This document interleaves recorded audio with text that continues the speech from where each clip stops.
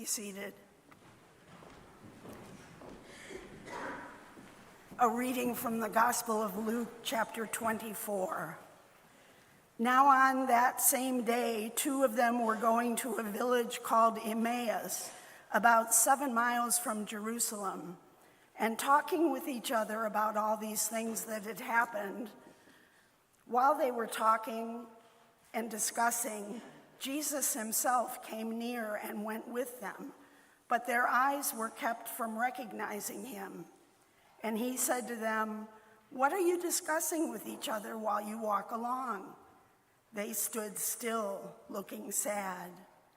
Then one of them, whose name was Cleopas, answered him, "Are you the only stranger in Jerusalem who does not know the things that have taken place there in these days?"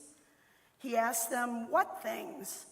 They replied, "The things about Jesus of Nazareth, who was a prophet, mighty in deed and word before God and all the people, and how our chief priests and leaders handed him over to be condemned to death and crucified him.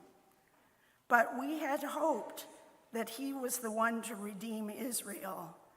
Yes, and besides all this, it is now the 3rd day since these things took place. Moreover, some women of our group astounded us.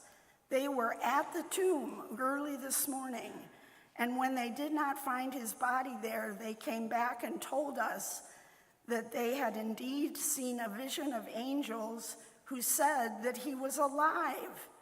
Some of those who were with us went to the tomb and found it just as the women had said, but they did not see him." Then he said to them, "Oh, how foolish you are, and how slow of heart to believe all the prophets have declared. Was it not necessary that the Messiah should suffer these things and then enter into his glory?" Then, beginning with Moses and all the prophets, he interpreted to them the things about himself in all the scriptures. As they came near the village to which they were going, he walked ahead as if he were going on. But they urged him strongly, saying, "Stay with us, because it is almost evening, and the day is now nearly over." So he went in to stay with them. And when he was at table with them, he took bread, blessed it, and broke it, and gave it to them. Then their eyes were open, and they recognized him, and he vanished from their sight. And they said to each other, "Were not our hearts burning within us while he was talking to us on the road, while he was opening the scriptures to us?" That same hour they got up and returned to Jerusalem, and they found the 11 and their companions gathered together. They were saying, "The Lord has risen indeed, and he has appeared to Simon." Then they told what had happened on the road and how he had been made known to them in the breaking of the bread.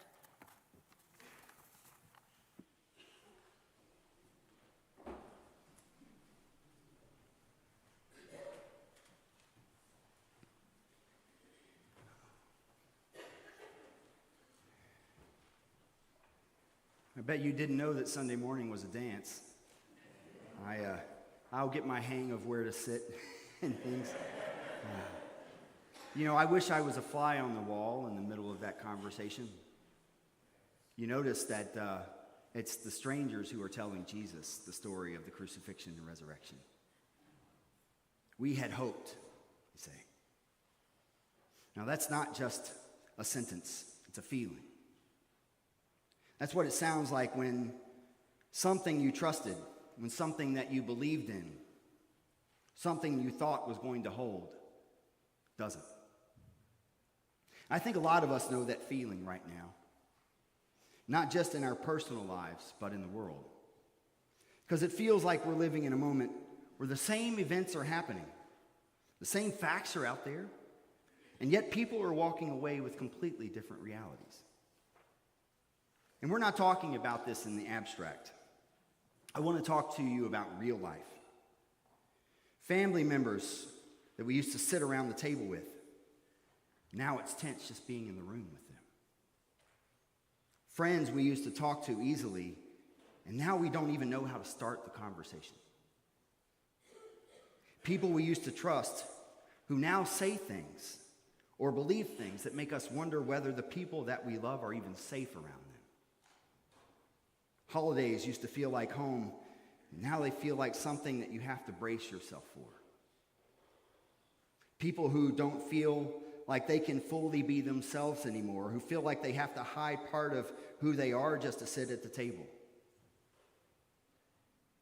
Anybody felt that way? It's not abstract. It's what it feels like when the story we're living in stops holding us together. Because we're not just disagreeing about opinions anymore. We're living inside different stories about the world. And when the story you're living in can't hold what's happening anymore, you don't just lose clarity, you lose your place.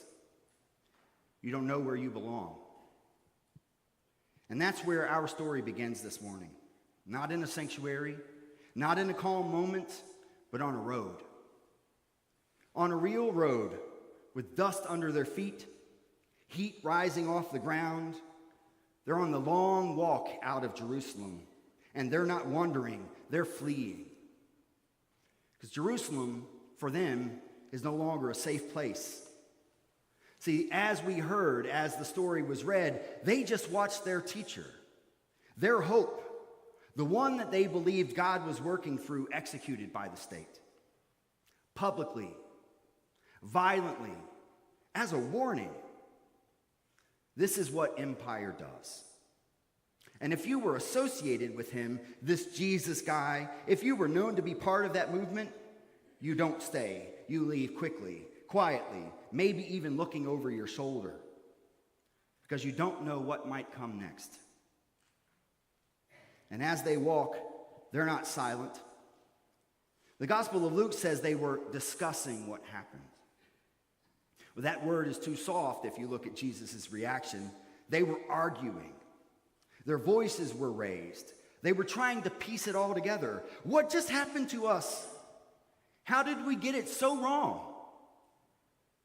Where is God in this?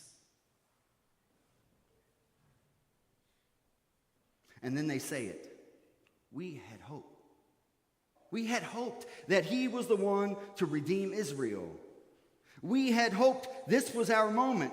We had hoped everything was going to finally make sense. And now they don't know who they are anymore. They don't know what story they're living in. They don't know where they belong. They didn't just lose hope.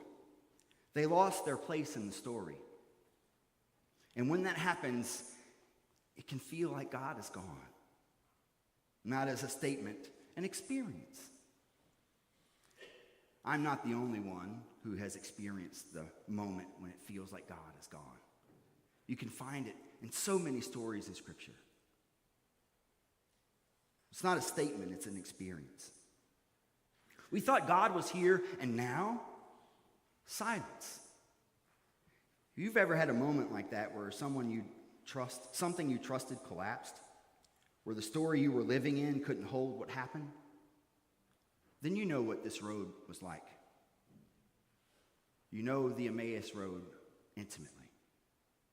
Because that's the moment we're living in too, this moment. See, here's where the gospel turns. As they walk, as they argue, as they're trying to make sense of everything that has happened, someone joins them on the road.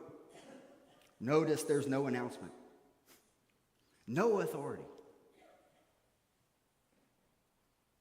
They're just walking, listening. And after a while, this person that joins them asks, "What is it you're talking about? What are you arguing about so intensely?" See, intensely is the word. He already knows, but he has to ask anyway. Because before anything can be restored, it has to be spoken. Truth has to be spoken. And so they tell him, "Are you the only one that doesn't know?" You remember, many of you, all of you, do you remember what it was like the day that we saw the towers fall on 9/11? Can you imagine somebody coming to you the next day and saying, what is all going on? Why is everybody excited? Are you the only one who doesn't know what has happened? Don't you know what just happened? And then they say it again. We had hoped. They tell him their version of the story, the facts, the events, their disappointment. But here's the truth. They weren't wrong about what happened. They just didn't understand yet. They didn't know what it means. And Jesus doesn't say, hey, you got that wrong. He says, you're missing the story. And beginning with Moses and all the prophets, he starts to tell it again. Not a new story. It was a story they already knew. The one that they had lived in all their life. The one that they thought had just ended.